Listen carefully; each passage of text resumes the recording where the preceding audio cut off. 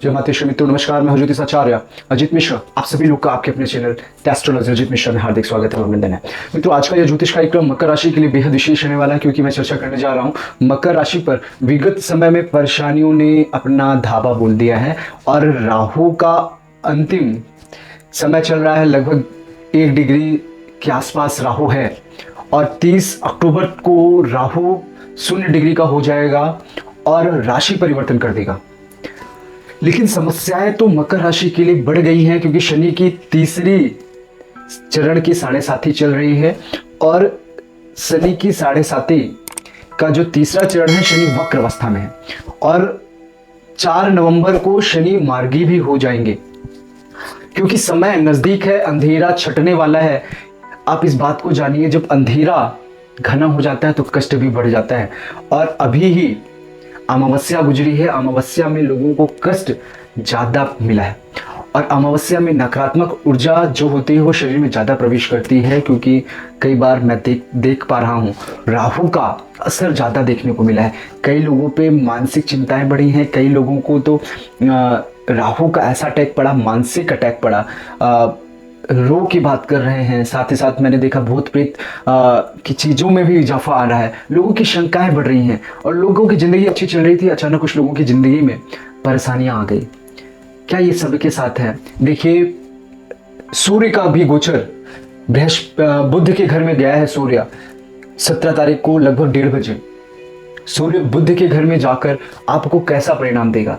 सूर्य जिस घर में गया है वो बुध का घर है और वो भाग्य स्थान है, और भाग्य स्थान पर बुध के मित्र सूर्य, ये दोनों घर सूर्य बुधादित्य योग भी निर्माण करेंगे। साथ ही साथ चिंता का विषय यहाँ पे होता है कि सूर्य और मंगल यहाँ पे विराजमान है, और जब सूर्य और मंगल 3 अक्टूबर तक साथ में हैं तो समस्याएं गहरी है। व्यर्थ की लड़ाई झगड़े, व्यर्थ की चिंता, मानसिक चिंता, एग्रेसिवनेस, और सबसे बड़ा टेंशन आ रहा है दाम्पत्य में, प्रेम प्यार में। रिजल्ट मिल रहा है।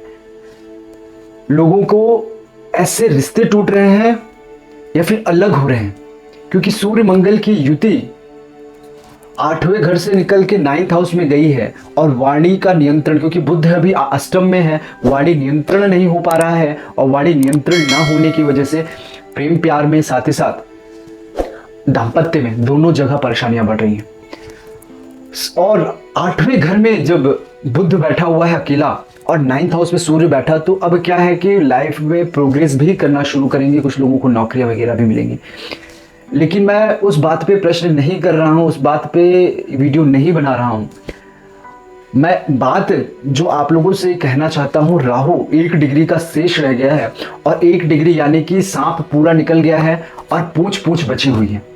और क्योंकि राहु और केतु को आप शास्त्रों में देखोगे तो पाओगे कि इसको सर्प के समान माना गया है, और सर्प मर भी जाए तब भी उससे दूर रहना चाहिए, क्योंकि हो सकता है अगर अधमरा है तो हो सकता है आपको टच दे। और ये अंतिम पूंछ बची हुई है। राहु को निकल जाने दीजिए। शनि वहां पे आपके 2nd हाउस में बैठा हुआ है, वक्री होके बैठा हुआ है। लगन पे उसकी दृष्टि, लगन पर वक्र का प्रभाव है। तो जितना डिप्रेशन, टेंशन, परेशानी आपको मिल रही है, अक्टूबर तक झेल लो। अक्टूबर के बाद उसका प्रभाव नगण्य हो जाएगा। जिनकी कुंडली में ज्यादा समस्या है उनको समस्या रहेगी, लेकिन पूरा रिजल्ट आपको दिसंबर के बाद मिलेगा। लेकिन अक्टूबर के बाद समय थोड़ा सा अच्छा हो जाएगा। जब बृहस्पति के घर में राहु जाएगा तो बाध्य होगा। एक प्रश्न मेरे से आया कि सूर्य और मंगल की युति, बिल्कुल सूर्य मंगल की युति थोड़ा सा चिंता करने वाली है। सूर्य मंगल की युति से मैंने देखा है और मेरा विश्लेषण भी रहा है, और कुछ लोगों का कॉल वगैरह भी आया था, तो वहां पे भी मैंने ये बात बोली और ये बात सत्य साबित हो रही है। उसका रिजल्ट भी मुझे मिला कि हाँ, अभी आपको वाणी में नियंत्रण रखना है, प्लस चीज़ों को थोड़ा सा अवॉइड करना सीखिए, क्योंकि यहाँ पे थोड़ी सी भी गलती आपके दाम्पत्य और प्रेम प्यार में बिगाड़ देगा। और साथ ही साथ मैं एक और बात बोलूँ, जो लोग ऋण से परेशान हैं, लोन से परेशान हैं, उन लोगों के लिए कहूँ, यहाँ पे नौकरी का मौका मिलेगा, यहाँ पे व्यापार का मौका मिलेगा। अक्टूबर के बाद तैयारी बना लीजिए। अक्टूबर के बाद तैयारी शुरू कर दीजिए। नौकरी वाले लोग अभी से नौकरी करना शुरू कर सकते हैं। नौकरी की कोशिश करेंगे, हाथ पैर मारेंगे तो नौकरी मिल जाएगी। ये वो मौका है, नहीं तो फिर आपको दिसंबर के बाद अपॉर्चुनिटी मिलेगी। और जो लोग बीमार हैं, उनकी बीमारी में थोड़ी समस्या बढ़ी हुई है और सूर्य की नित्य आराधना करना शुरू करें, क्योंकि सूर्य भाग्य स्थान पे गए हैं।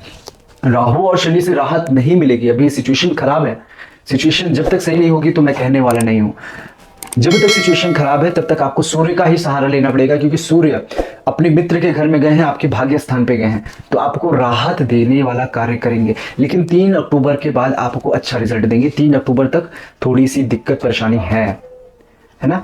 और व्यर्थ की लड़ाई झगड़ों से भी बचना है, नहीं तो कोर्ट मुकदमा में भी आपको परेशानी देखने को मिल सकती है, आप उसमें उलझ सकते हो।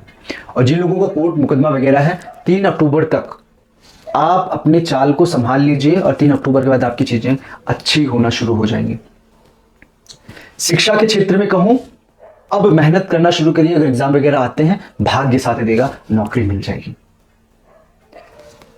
और व्यय के दृष्टिकोण से कहूं, शनि जब तक लग्न में बैठा है व्यय होगा। राहु बैठा हुआ है, गुरु चांडाल में भी युति बनी हुई है, भले गुरु वक्र हो गए हों, प्रभाव अभी अच्छा प्रभाव नगण्य रहेगा, कम लाभ मिलेगा, लेकिन व्यय होगा, उसमें कोई दो राय नहीं।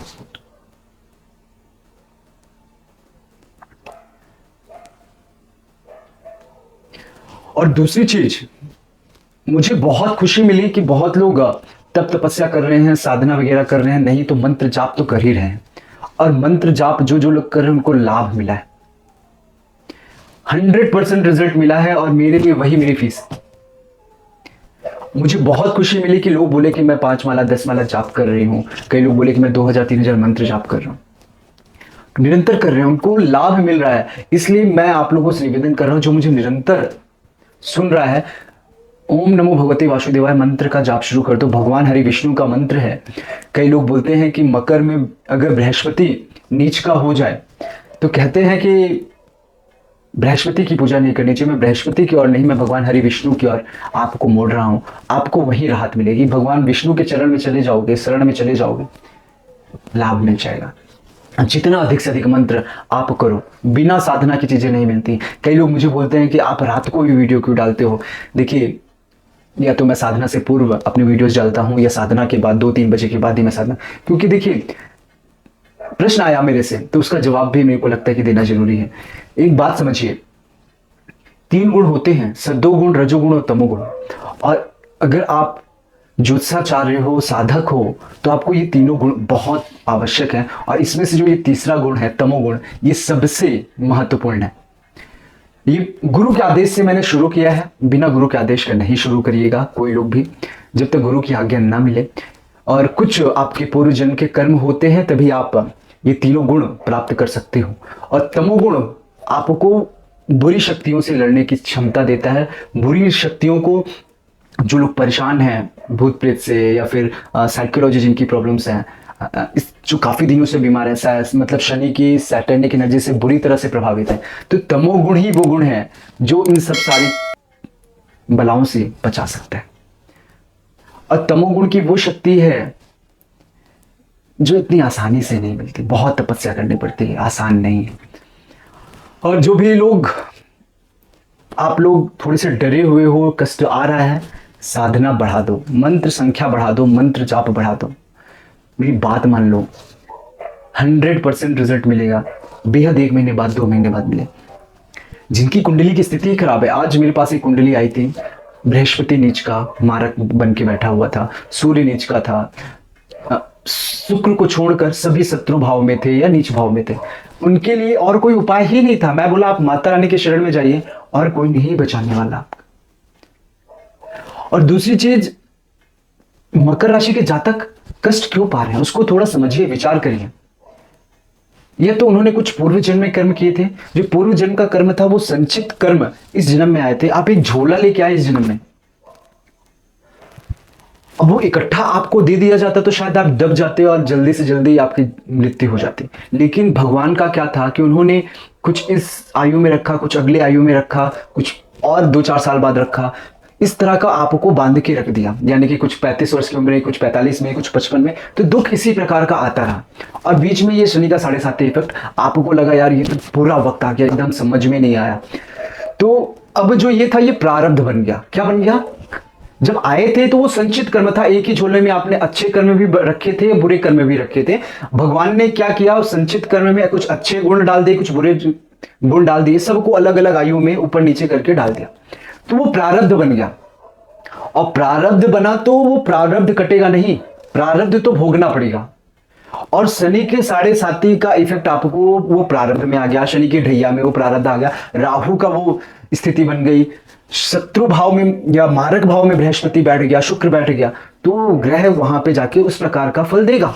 कई लोग बोलेंगे कि बृहस्पति का मारक हो जाना क्यों, यानी कि आपने बृहस्पति यानी कि कुछ गलत कर्म किए, भगवान के लिए किया होगा, ब्राह्मणों के लिए किया होगा, या किसी भी इंसान के लिए किया होगा, तो आपको वहां पे बृहस्पति की मारक अवस्था देखने को मिली। शुक्र यानी कि स्त्री को प्रताड़ना वगैरह किया होगा, तो वो कर्म आपको यहां भोगना पड़ा, है ना। इस तरह का कर्म संचित कर्म में आपको मिला, और वो प्रारब्ध बना, प्रारब्ध भोग रहे हो।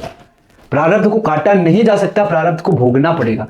जब ये प्रारब्ध कटेगा तो निश्चित आयु आपकी होगी। और प्रारब्ध काटने का सिर्फ एक ही उपाय है, वो है तप और तपस्या और साधना। बिना जलाए ये प्रारब्ध कटेगा नहीं, और कटेगा भी तो ऐसा निकल जाएगा कि लगेगा कि यार मेरा ये बुरा समय आया था और कितना हल्के से निकल गया।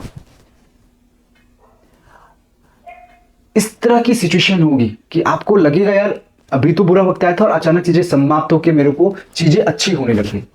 तो प्रारब्ध था, तो वो आपका कर्म का प्रभाव था, रिजल्ट मिलेगा। लेकिन ये घंघोर काली रात है, शनि का वक्री पीरियड है, राहु का अंतिम यानी कि पूंछ बची हुई है, केतु आपके 8th हाउस में बैठे हुए हैं, केतु आपके 10th हाउस में बैठे, कर्म स्थान पे बैठे हुए हैं, कर्म स्थान पे कुंडली मार के बैठे हुए, काम नहीं करने दे रहे। इस तरह की स्थिति बनी हुई है, और ये स्थिति 30 अक्टूबर के बाद ही सुधरेगी। और पूरा कहूं तो दिसंबर के बाद, जब राहु जाएगा मीन में बृहस्पति के घर पे, वहां बाध्य करेगा बृहस्पति, और बृहस्पति अकेला हो जाएगा, कर्म भाव को देखेगा, सुख को देखेगा। जब इन दोनों को बृहस्पति संभालेगा तो सुख की भी अनुभूति होगी, काम भी बनने लगेंगे, कर्म क्षेत्र में आपका नाम भी होगा, यश मान पद प्रतिष्ठा भी मिलेगा। और शनि द्वितीय भाव में शनि यश मान पद प्रतिष्ठा और आमदनी में वृद्धि करने का कार्य करेंगे, भाग्य में वृद्धि करने का कार्य करेंगे। तो ये अंधेरी रात, काली रात को काट लीजिए। थोड़ा सा कष्ट जरूर है, मैं समझता हूं आप लोगों को कष्ट, क्योंकि निरंतर आप लोगों का कॉल मेरे पास आता है। और सबसे बड़ी परेशानी मुझे इस बात पे समझ में नहीं आती कि ठीक है परेशानी है, लेकिन मेरी भी परेशानी समझिए कि मैं इतने कॉल्स वगैरह रिसीव नहीं कर पाना। आप लोग सोचते हो कि कॉल करके तुरंत मेरा रजिस्ट्रेशन कर दिया जाए, 1-2 दिन 3 दिन का समय दिया करिए, थोड़ा सा समय लीजिए। और बहुत ज़्यादा ज़रूरत है तो मैं खुद ही समझ लेता हूँ, तो मैं एक्स्ट्रा टाइम में करके कर ही देता हूँ कि हाँ ठीक है इनकी परेशानी ज़्यादा है, लेकिन थोड़ा सा समय आप लोग दिया करिए। आशा करता हूँ वीडियो आपके लिए लाभदायक रहा होगा, और जो भी प्रश्न होंगे वो प्रश्न आप पूछते रहिए, और माता रानी का आशीर्वाद आप लोग पे बना रहे। जय माता दी, धन्यवाद।